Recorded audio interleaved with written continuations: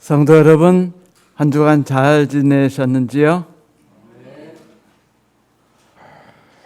요즘에는 이틀에 한 번꼴로 비가 온다는데 우리의 삶 속에 예수 그리스도에 대한 그 맛보는 것을 그렇게 자주 경험할 수 있다면 어떨까 하는 생각이 비를 통해서 느껴지게 되었습니다. 오늘은 마태복음 13장에 있는 아름다운 8개의 비유를 이제 시작하는 문을 열려고 합니다. 이곳에 있는 좋은 성경절 말씀 하나를 제가 오늘 읽으면서 말씀을 시작하지요. 마태복음 13장 45절 말씀에 보면은 또 천국은 좋은 진주를 구하는 장사와 같으니라는 말씀이 있습니다. 여러분, 여기에서 좋은 진주는 우리를 뜻하고 장사는 예수 그리스도를 상징한다는 것을 잘 알고 계시죠? 그분께서 우리를 하나님께 이끌기 위해서 당신의 모든 삶을 다 바치고 있다는 것을 보여주는 가장 아름다운 비유 중에 하나입니다. 마태복음은 우리가 지금까지 12장까지 공부했죠. 그런데 12장까지는 세 부분으로 크게 나눠서 볼 수 있습니다. 첫 번째는 1장부터 4장까지 잃어버린 영혼 한 명을 위한 하나님의 크신 사랑과 구원을 시키기 위한 그분의 준비하심이 잘 나타나 있습니다. 그가 창녀이든 소외된 여자이든 혹은 율법 밖에 있는 여인이든 간에 그들을 하나님께서 감싸 안으시기 위해서 당신의 삶을 바친 모습들이 나타나죠. 5장부터 9장은 천국에 대해서 선포하기 시작하셨어요. 이 땅 위에서 우리가 맛볼 수 있는 하나님의 나라는 진정으로 어떤 나라인지, 우리가 꿈꾸는 그 무엇보다도 더 나은 의에 대해서 우리는 공부했죠. 그리고 10장부터는 이제 드디어 천국의 확장을 위해서 하나님이 대사를 준비하시고 일하시는 모습이 나타납니다. 그런데 여기서부터 충돌이 시작돼요. 천국의 정체성과 충돌하는 사람들이 등장했는데 놀랍게도 예수 그리스도께서 우리를 위해 당신의 삶을 바쳐서 희생하시고 또 천국의 말씀을 전하실 때 세상에 있는 사람들 거의 대부분이 예수 그리스도를 이해하지 못했다는 슬픈 사실입니다. 첫째는 침례 요한이 예수 그리스도에 대해서 많이 오해하고 있었죠. 바리새인들이 예수 그리스도의 말씀을 들으면서 그분과 적대적인 관계로 돌아섰습니다. 사두개인도 역시 그랬고 서기관도 그랬어요. 이 정도로 마친다면 예수님께서 좀 버티실만 하겠는데 마지막으로 예수 그리스도에게 적대적으로 나선 이들이 누군지 아십니까? 12장 마지막에 예수님의 가족이었어요. 그래서 모든 분들이 예수 그리스도의 하시는 일에 대해서 염려하고 그렇게 해서는 안 된다고 지도하려고 애쓰고 그리고 반대하고 심지어는 예수를 죽이려고 했을 때 결국은 예수 그리스도께서는 마태복음 13장으로 넘어가시면서 이제까지 하시던 모든 일을 접으시고 갈릴리 바닷가로 옮겨가십니다.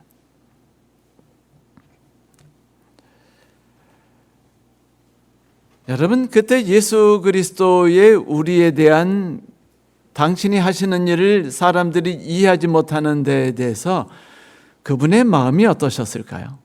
많은 사람들은 아마 크게 상처를 입었을 거예요. 그렇죠? 리너스라는 분이 이렇게 말한 적이 있어요. I love mankind as people I can't stand. 나는 인류를 사랑합니다.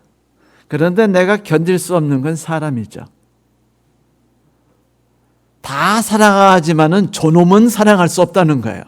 근데 저놈이 누구냐면 내 남편이고 내 아내고 내 친척이고 내 직장 상사이라는 게 문제일 뿐이죠. 하지만 나는 누구는 사랑해요?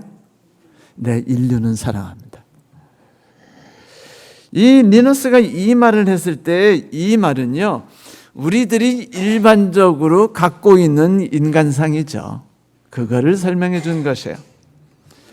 여러분, 예수 그리스도는 리누스처럼 그렇게 하는 감정이 들지 않으셨을까요? 난 인류를 사랑해. 하지만 이 이스라엘 백성만큼은 포기하고 싶어. 도대체 하나도 제대로 된 것들이 없어요. 12제자조차 3년 반이 되도록 끝없이 이기적이었고 끝없이 예수 그리스도의 가르치심을 이해하지 못했습니다. 예수님의 가족, 회당장, 종교 지도자들 모두가 예수에 대해서 부인하거나 혹은 홀대하거나 세련되지 못했다고 생각하거나 아니면 적대적으로 나섰습니다. 하지만 예수께서는 우리를 너무도 사랑하셨어요. 그러므로 우리를 사랑하셨기 때문에 우리를 포기할 이유를 찾지 않으시고 오히려 새로운 길을 찾아 헤매셨습니다. 왜요? 사랑이 없을 때는 사람은 핑계를 만들지만 사랑을 하게 되면 언제나 무언가 길을 만들려고 하기 때문이죠. 그래서 마태복음 13장을 딱 들어서자 예수께서는 급격히 행동과 태도를 바꾸기 시작하셔요. 새로운 방법으로 당신의 백성들과 사람들에게 접근하시는 예수님을 이제 우리는 바라보게 됩니다. 이 방법이 안 되면 어떤 방법을 쓰겠다는 거예요? 또 다른 방법이라도 찾아서 접근하겠다는 겁니다. 네 이 방법이 최고인데 왜 이 방법을 안 따르는 거야? 라고 말하지 않는다는 것이죠. 아니, 간헐적 금식이 그렇게 좋은데 너 왜 안 하는 거야? 해봐. 하면 너는 대박 뱃살도 뺄 수 있고 그리고 몸의 염증도 뺄 수 있어라고 우기지 않는 겁니다. 그 사람에게 맞춰서 나의 모든 태도와 행동과 이상과 가르침을 포기하고 그를 살피고 그에 대해서 가까이 간 다음에 그에게 맞는 것을 제시하려는 것이죠. 이게 바로 예수 그리스도의 방법이었습니다. 예수 그리스도께서는 13장부터 이제 새로운 방법으로 사람들에게 다가가셨죠. 그것은 무엇이냐면 비유라는 특별한 가르침의 시작을 하기 시작하신 겁니다. 뭐라고요? 비유. 마태복음 13장은 마태복음의 후반부를 알리기 시작하는 그 중심부에 서 있습니다. 포기하지 않으시는 예수 그리스도의 결심이 세상을 바꿀 수 있을까요? 네, 바꿀 수 있습니다. 여러분, 돌을 쪼개는 석공이 하는 일을 보신 적이 있으십니까? 그는 바위에 정을 대고 망치질을 하죠. 10번을 내리치고 100번을 내리쳐도 바위는 전혀 상처가 없어 보이는 것 같지만 101번째 망치질을 하면 바위가 쩍 하고 갈라져 나가요. 그것이 101번째 망치질에 의해서 결정된 걸까요? 그렇지 않지요.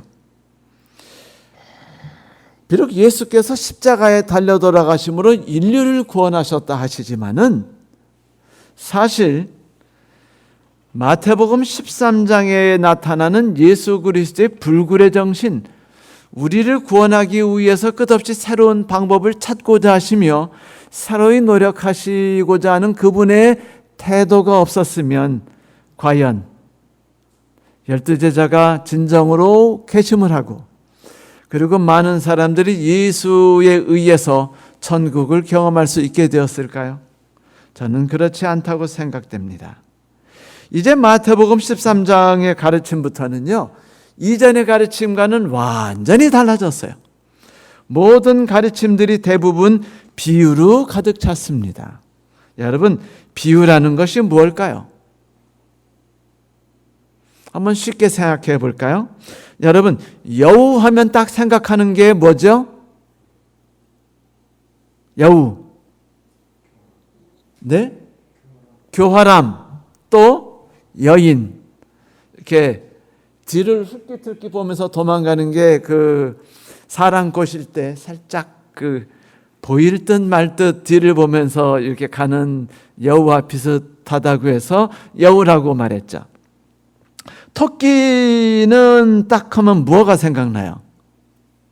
지혜롭다, 조심스럽다, 그리고 우화를 통해서 우리가 토끼에 대해 인식한 대로 건방지다. 좀 세게 말하면 시건방지다. 그럼 거북이는요? 느리죠. 하지만 끈질기다라는 것을 우리는 텔레비에 나오는 수많은 다큐멘터리를 통해서 거북이의 끈질김과 성실함을 볼 수가 있습니다. 그러면 이런 기본적인 재료를 통해서 우리가 이야기를 만든다면 어떨까요? 예수께서 이런 기본적인 재료를 가지고 사람들에게 좋은 가르침을 주기 위해서 사용하신 방법이 비유입니다. 그런데 비유와는 좀 성격이 다르긴 하지만 동일한 재료를 통해서 대박친 게 있어요. 그 대박친 게 뭐냐면 우화라는 것이에요. 여러분 우화 잘 아시죠? 우화하면 딱 생각나는 거는 이솝의 우화. 우화는 우리가 쉽게 접근할 수 있는 주변에 있는 우리 삶 주변에 있는 재료 중에 특별히 동물들을 이용해서 그 가르침을 줬는데 그게 너무 재밌어요. 그리고 너 나쁜 놈이야 라고 말하는데도 들으면서 기분이 안 나쁘고요. 상쾌함을 가져요. 그래서 어른이나 아이 할 것 없이 모두가 사랑합니다. 우리 중에 조카와 손주에게 이솝우화를 한두 개 이야기하면서 교훈을 주지 못할 사람이 있을까요? 없습니다. 그 이유는 이 우화 갖고 있는 독특성 때문이고 쉬움 때문입니다. 저는요, 초등학교 1학년부터 6학년 때까지 모든 선생님의 이름을 한 분도 기억하지 못해요. 실은 중학교 선생님, 고등학교 선생님 이름도 한 명도 기억하지 못합니다. 그런데 초등학교도 안 다닐 때 들었던 이솝 우화 이야기들은 대부분 기억합니다.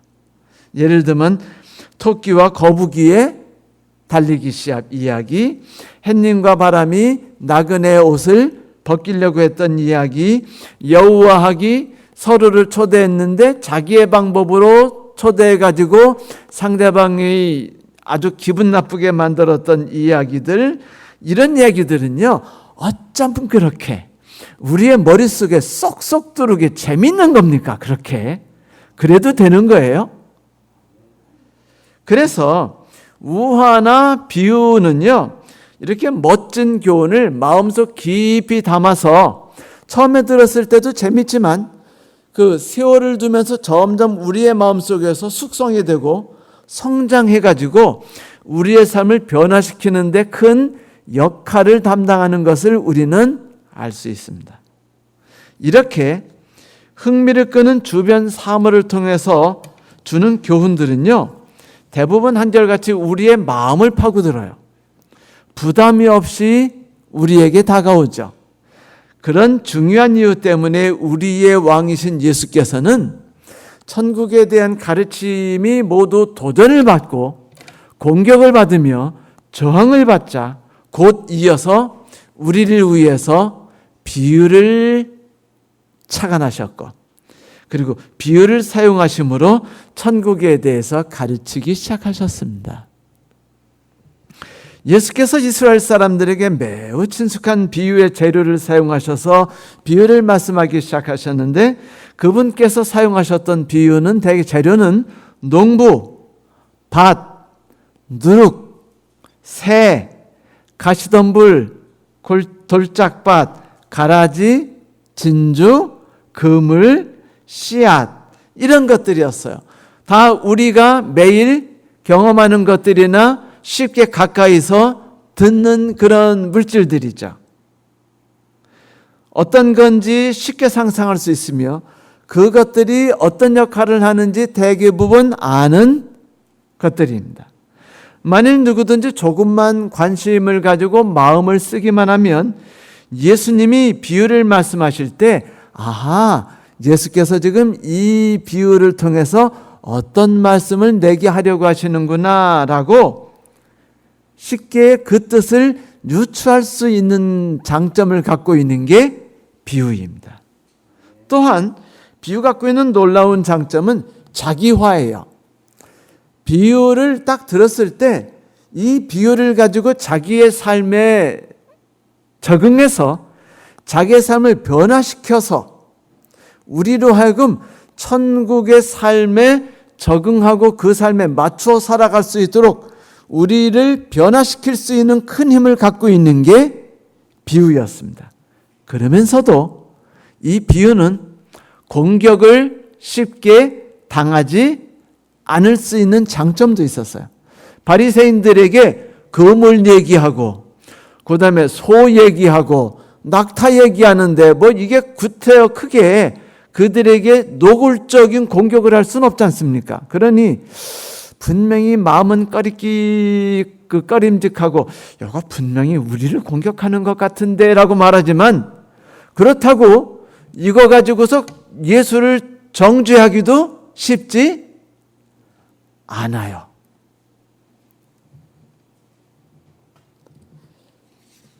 자, 이제 예수 그리스도께서 13장을 통해서 마태복음 13장을 통해서 우리에게 보여주시는 8개의 비유를 시작으로 앞으로 성경에 나타나는 여러 가지 비유들을 통해서 예수께서 어떻게 당신의 말씀을 전하려 하시는지 우리가 앞으로 여러 시간, 한 너댓 시간 이상을 들여서 제가 말씀을 드릴 텐데 한번 여기에 대한 내용을 하나씩 살펴보겠습니다. 그래서 오늘은요, 마태복음 13장에 나오는 구조를 통해서 비유들을 한번 체크해 볼 거예요. 첫 번째, 다음 장을 넘기면은요, 크게 마태복음 13장은요, 여기에 나오는 8개의 비유가 있는데 크게 몇 부분으로 나뉘어요?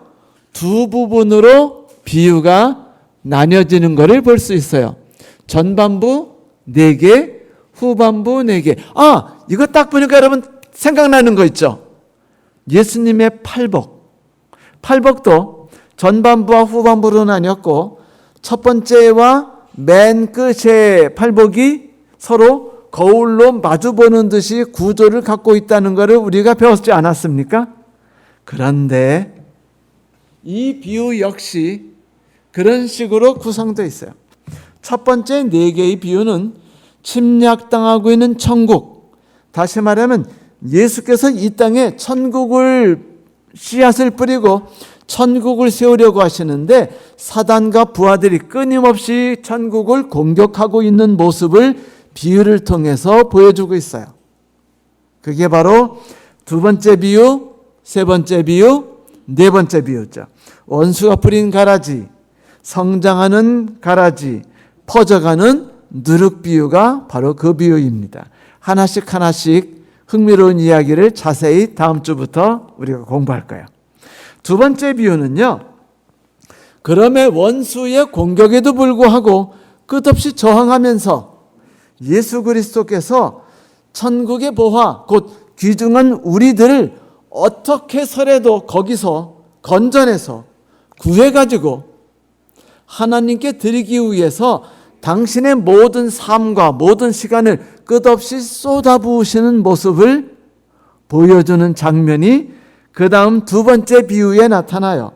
이친보와 값진 진주, 이런 비유들이죠. 그러면서 예수께서 수확한 것들을 보니까 결국은 수확으로 끝나는 것 같지만 역사가 끝나는 마지막 날에는 뭐가 있을 것이다? 심판이 있을 것이다 라고 해서 7번째 비유는 그물에 잡힌 고기들에 대한 비유들이 나오고요. 그리고 청지기가 하는 일들에 대한 비유가 등장합니다. 그래서 첫 번째 비유가 씨 뿌리는 자와 토양에 대한 비유, 여덟 번째 비유가 청지기가 하는 일에 대한 비유인데, 이 첫 번째 비유와 여덟 번째 비유에는요, 천국은 이와 같으니라는 말이 나타나지 않습니다. 그런데 두 번째부터 일곱 번째 비유는요, 천국은 이와 같으니라는 말이 반드시 등장해요. 그래서 서론부 역할을 하고 있는 첫 번째 비유는 우리에게 하나님의 왕국과 그 초청이 모든 사람에게 제한 없이 뿌려지고 있다라고 지금 선포하고 있어요. 그렇다면 여덟 번째 비유는 결론부로서 담당하고 있는 비유는 무엇을 선포할까요? 첫 번째 비유와 여덟 번째 비유는 서로 거울을 마주 보듯이 하고 있다고 말했죠? 여덟 번째 비유는 이제 천국의 씨앗을 받아서 이 토양에서 훌륭하게 자라고 있는 우리들이 천국의 씨앗을 나눠주는 자로서 주변 사람들에게 천국의 아름다움을 나눠주고 있는 자로서 그리스도인으로 서는 모습을 보여주고 있는 것입니다. 다시 말해서 첫 번째 비유, 하나님의 놀라우신 희생과 무한한 낭비로 인해서 여덟 번째 비유, 모든 그리스도인도 이제 변화되어서 누군가에게 그렇게 낭비하는 사랑을 할 줄 아는 사람이 되었다라고 이야기를 하고 있다는 것입니다. 그러므로 여기에 있는 비유들에 대해서 소홀히 여기면 안 돼요. 하나하나가 다 연관성을 가지고 있고 의미들을 가지고 있으니까 조금은 힘들어 보여도 옛날 다 학교 다니지 않았습니까?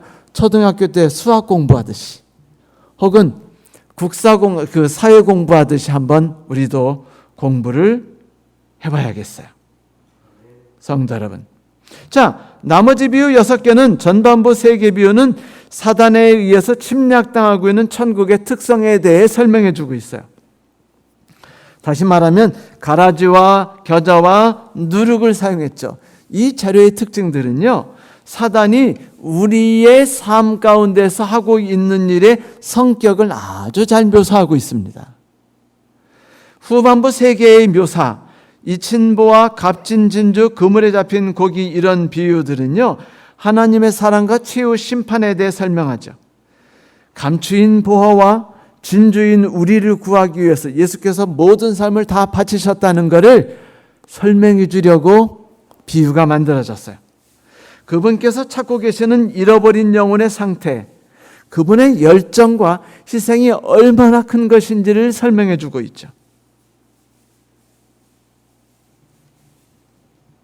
이제 그 씨앗을 뿌리는 비유에 대한 첫 이야기를 그 장면부터 하나씩 살펴보도록 하겠습니다.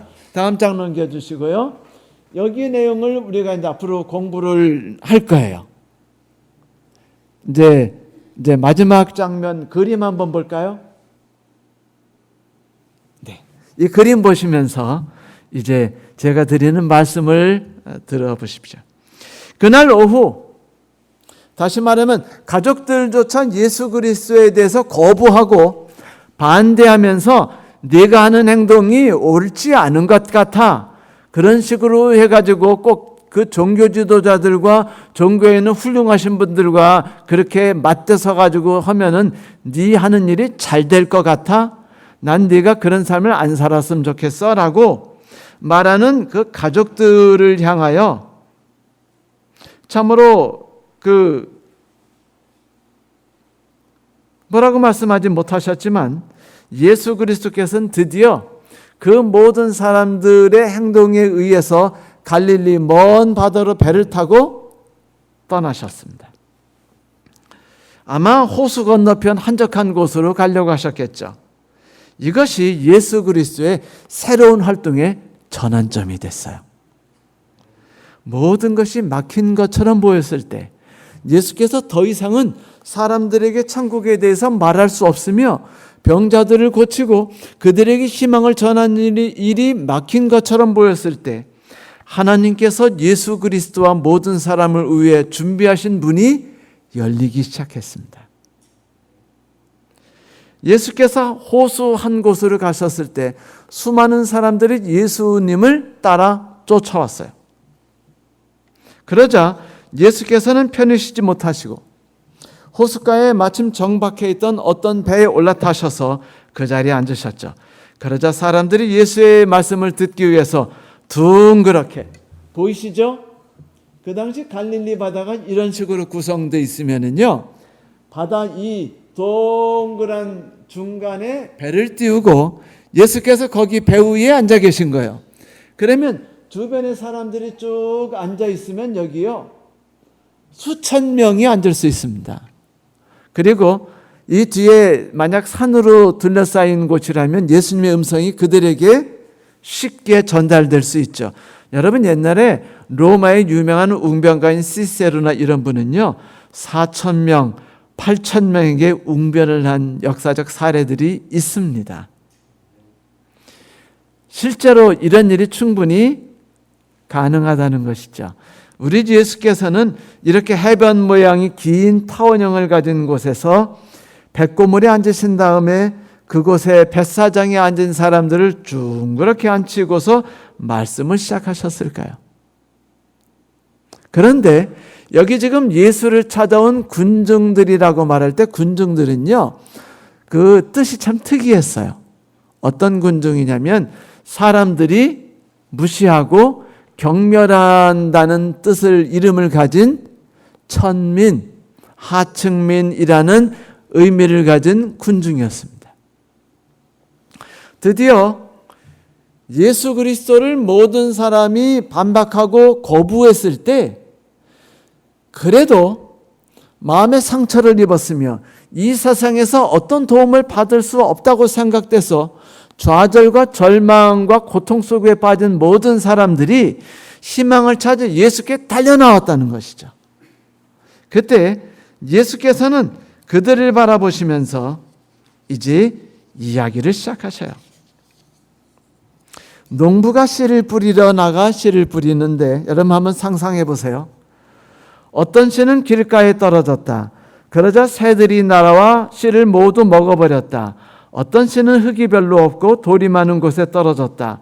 곧 싹이 났지만 흙이 깊지 않아서 해가 뜨자 시들어버렸고 뿌리가 없어서 곧 말라버렸다. 어떤 씨는 가시덤불에 떨어졌다. 가시덤불이 자라서 그 씨를 자라지 못하게 하였다. 어떤 씨는 좋은 땅에 떨어졌다. 열매를 맺었는데 어떤 것은 100배, 어떤 것은 60배, 어떤 것은 30배의 열매를 맺었다. 귀 있는 사람들은 들어라. 성경에 나오는 이 비유는요, 아주 이상해요. 정상적이지 않는 비유입니다. 들을 때 좀 이상한 걸 느끼지 못하셨어요? 김점숙 집사님, 이 비유 딱 들으면서 좀 이상하다는 느낌 안 들으셨어요? 집사님 씨앗 뿌려보셨죠? 밭에다가. 남의 땅에 씨앗 뿌리시나요? 길가에다 뿌리시나요? 밭둑에다 뿌리시나요? 아니면은 그 도랑 안에다가 물이 괴는 도랑에다 뿌리시나요? 씨값 비싸요? 싸요? 비싸죠? 거기다가 씨 뿌리는 건 멍청이 짓이에요? 아니에요? 그렇다면 집사님은 그런 바보짓 하셔야 안 하셔요? 절대로 안 하시죠? 맞아요. 절대로 안 하는 짓을 지금 누가 한 겁니까? 예수께서 하신 거예요. 우리는 이 네 개의 토양의 중요한 다른 의미들은 다음 주 안식일 날 듣기로 하고, 먼저 이분에 대한 이야기 좀 한번 먼저 봐야 돼요. 이 농부 미쳤어요. 바보입니다. 여러분, 이런 농부 있으면은요, 집안이 망해요. 이런 농부가 여러분의 남편이라면 일을 시키고 싶으시겠어요? 안 시키고 싶으시겠어요? 안 시키고 싶죠. 일 한번 시키니까 나가가지고 그냥 자기 일만 하는 게 아니고요, 남 일 도와주느라고 사방팔방 뛰다가 자기 일은 별로 못하고 그냥 하룻밤 끝나고 여보 돌아왔어 라고 말하는 이런 분들. 다시 말하면 소를 팔러 갔다가 돌아올 때 보니까 썩은 사과자루 한 자루를 갖고 온 이 남편, 이 농부 할아버지처럼. 제가 어릴 적에 아버지를 따라서 매일 밭에 나가 일했어요. 저희 집 땅이 작지 않았습니다. 밭이 한 3,000평 정도 됐고 멀리 논이 또 수천 평이 있었는데 징그러웠어요. 저는 밭이 싫었고요. 꽃이 싫었습니다. 꽃이 좋아지기 시작한 건 최근 일이에요. 진짜 꽃이 싫었습니다. 그런데 그 비싼 씨앗이 아깝기 때문에 절대로 사람이 다니는 길가 그리고 돌짝밭을 놔두지도 않아요. 돌짝밭이 있으면 돌을 어찌 세라도 다 쳐가지고 씨 뿌리려고 다 이렇게 다듬어 놓죠. 가시덤불 가득한 땅? 아니 정신 나가지 않은 다음에야 가시덤불을 치지. 가시덤불이 있는 데다가 씨를 뿌립니까? 그건 남의 땅이나 가시덤불 뿌리면은요, 쟤네 땅에 가시덤불이 있는 건 좋아요. 어떤 목사님이요, 다른 분에게 과외를 배우는데 너무 행복하더래요. 자기 아들이 딸인 아들이 이제 공부하는데. 이제 정말 싸게 공부하는데 감사하는 마음보다는 어떤 생각이 들었냐면, 내 아들이 저분에 의해서 공부해서 너무 실력이 늘어나고 있네? 우리 아들만 공부 잘하게 아무한테도 안 알려줘야지 라고 생각하고 안 알려주고 있는데 이게 실수로 인해서 퍼졌어요. 딴 학생이 그 얘기 듣고 얼른 공부하러 왔더니 이분이 부부가 막 화가 나가지고 그냥 막 난리 치고 결국은 싼 값에 그 멋진 대단한 그 과외 공부하는 거에서 쫓겨났어요.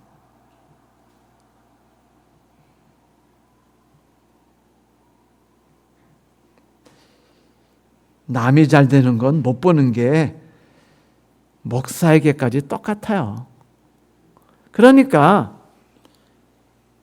내 땅에다는 최선을 다해서 가꾸는 법이고 아무데나 씨앗을 뿌려줄 만큼 관대한 마음을 인간들은 갖고 있지 않습니다. 그런데 여기 보니까 지금 이 토양이 4가지 토양이 나오는데 첫째는 돌짝밭 길가예요. 세파에 밟히고 밟혀서 무감각해지고 마음이 단단해진 농로 같은 땅이었어요.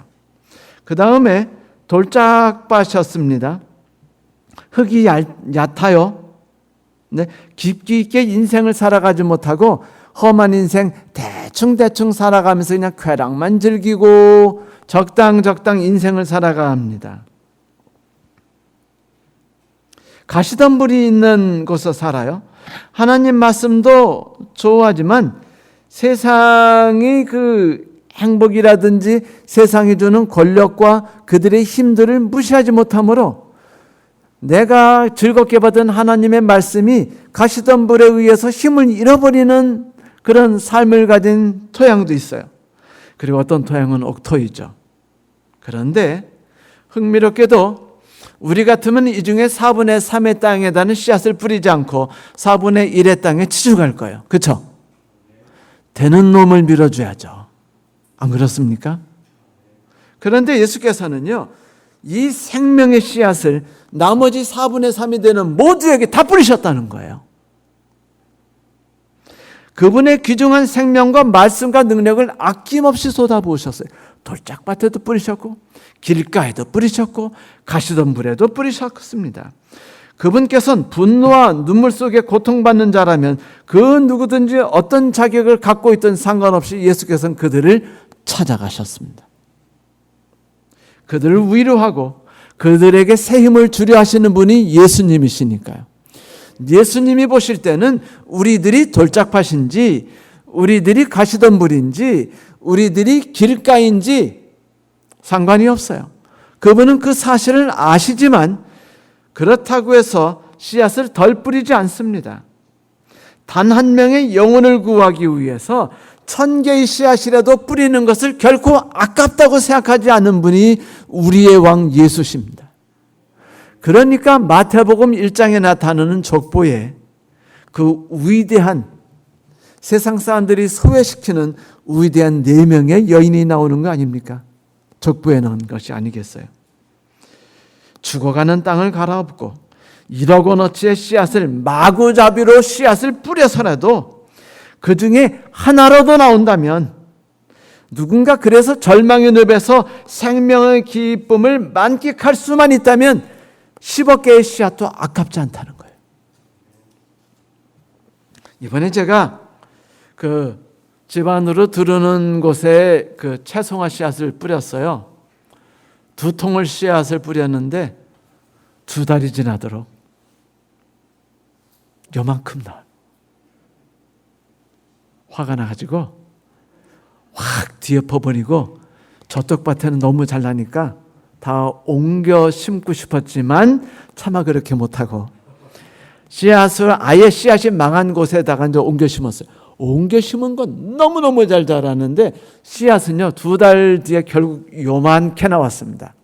아닌 거는 이만큼 나왔고요. 그런데 그 씨앗이 죽어가며 비틀거리는데 그 씨앗이 채송화 씨앗 얼마나 작은지 아시죠? 요따구만 해요. 근데 이것이 자라나 그거 뿌렸는데 그 중에 결국은 소수만 자랐는데 얼마나 행복하든지 그 기쁨을 뭐라고 말씀드릴 수 없어요.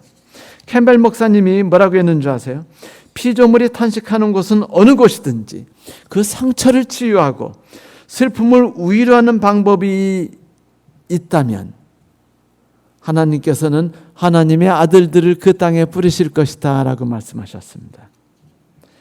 실은 그들을 위해서 예수께서는 당신의 생명을 아낌없이 부으신 것이죠. 성도 여러분, 하나님께 감사하십시오. 그분을 찬양하세요. 그분은 가치가 없는 우리를 아끼시고 희망이 없다고 생각돼서 남들이 버리는 우리들을 끝까지 붙드셨습니다. 절대로 아깝다고 생각하지 않으셨으며 절대로 이 행위가 낭비라고 생각하지 않으셨어요. 그래서 감사합니다. 그래서 그분이 우리를 위해 6,000년이라는 시간을 퍼부으셨는지도 모르겠죠. 사랑하는 성도 여러분, 우리는 지금 오늘 씨앗을 뿌리는 농부를 통해서 아무것도 계산하지 않고 모든 것을 다 낭비하는 농부를 바라봅니다. 가능성이 전혀 없는 바보 같은 짓을 하는 듯한 그 농부를 바라보고 있죠. 그 농부의 낭비가 가치가 있는 것일까요? 없는 것일까요? 여러분, 어떤 아이가 자기 집에 괴를 괴롭혔어요. 돌을 던지고 귀를 잡아다니고 상처를 내고 피가 나게 하고, 얼마 전에 눈이 크게 상처받은 두 눈이 그렇게 다쳐서 앞을 못 보게 된 개가 있었죠. 구출해가지고 이제 눈을 적출하고 치료해 줬는데 주인이 말하기를 아니요, 저는 그런 일이 없는데요. 제가 잃어버린 개입니다. 라고 말했어요. 글쎄요. 그건 잘 모르지만. 그런데 재밌게도 불구하고 그 개는요, 언제나 자기를 때리고 상처를 주는 이 주인만 보면은요, 달겨들어가지고 하고 막 핥고 막 꼬리를 흔들고 그래요. 그래서 사람들이 그랬어요. 바보같이 저렇게 가치가 없는 아이에게도 끝없이 사랑을 베풀다니 저건 길에 씨앗을 뿌리는 것 같은 어리석은 행위야. 그러나 여러분, 어찌합니까? 그것이 우리 하나님의 우리에 대한 끝없는 사랑의 성격인 것을요. 그분의 행동이 가치가 없다고 생각하지 마십시오. 어제 우리 집 사람이 제게 재미난 얘기를 해주었어요. 한 그러니까 개동물원, 뭐라고 그러죠? 네. 하여튼 개병원에, 이쁜 강아지 병원에 3년 동안 어떤 개가 있었는데 이 개가요, 웃지도 않고, 울지도 않고, 아무 표정 없이 그냥 거의 우울병 걸린 모드로 있는 개가 있었대요. 밥만 먹고 이러고 있는. 그런데 이 동물원이 이제 어떻게 정리를 하고 없애면서 개들을 다 정리해야 돼서 이 개들을 이제 내놔야 됐는데 TV에 어떻게 나왔나 봐요. 그런데 어떤 사람이 그 개의 주인, 잃어버렸던 개 주인이 보니까 자기 개가 멍한 표정 없는 퀭한 눈으로 있는 걸 보더니 자기 개라는 걸 알았어요. 그래서 찾아왔답니다. 그런데 이 3년 동안 아무 표정 짓지 않던 이 개가 자기 주인을 보더니 갑자기 생기가 넘치면서 막 꼬리를 흔들고, 전 못 봤으니까 그냥 상상으로 말합니다만 우리 유등이를 보면 생각해요. 뭐 꼬리를 흔들면서 그냥 막 왈왈거리고 막 달겨드는데 얘가 전혀 인간이 가지고 있는 희로애락을 못 느끼는 개인 줄 알았더니 알고 보니까 뭐예요? 모든 것을 다 갖고 있던 개였어요. 단지 뭐를 못 만났을 뿐이에요?